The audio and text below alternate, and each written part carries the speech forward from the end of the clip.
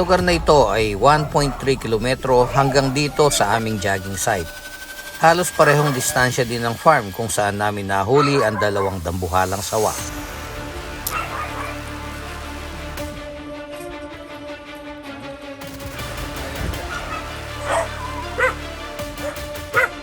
Kasama po yung nauna po kanina. Ito po, may kasama po talaga po siya.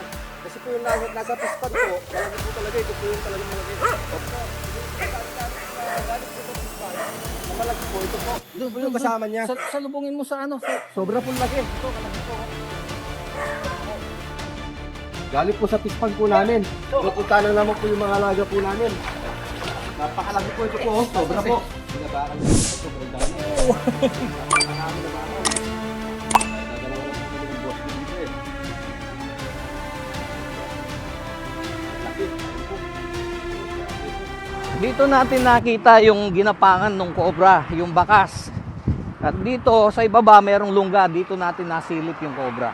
300 meters naman papunta dun sa baba, dun nahuli nung nangunguryente ng kiwit yung cobra kahapon. Natin. Hindi. Ano din?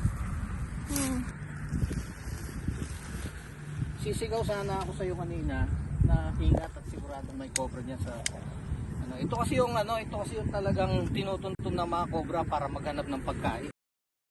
Yung bahay ng patubig kung saan may ipinahanap na cobra, nasa 400 meters lang mula dito. Actually, mas maliit yung nahuli natin kumpara doon sa Hunos. Malaki yun. Hindi po ito. Iba po ito.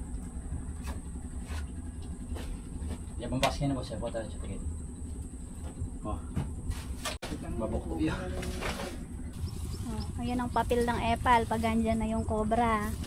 Siya yung hahawak mo. Siya yung magbibida mo. Bida-bida. At yung school kung saan nakahuli ng cobra si Kamandag, nasa 1.7 kilometers lamang. Katunayan na ang mga ahas ay talagang nabubuhay kasama natin. Kaya dapat nating matutunan kung paano sila iwasan. Ayan, yellow yapi. Ayan, yellow yan. Biasa wala randol. Nakita nga pa timing neto. Ano, eh?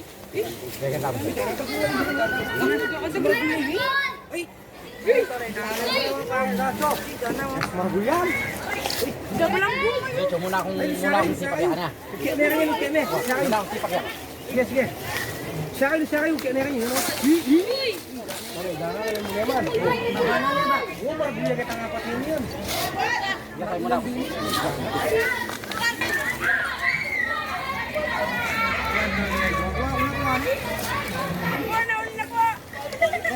Kasama natin talaga ang mga cobra. Hanggang nakikita pa natin sila sa paligid, ibig lang sabihin malusog pa ang ating environment.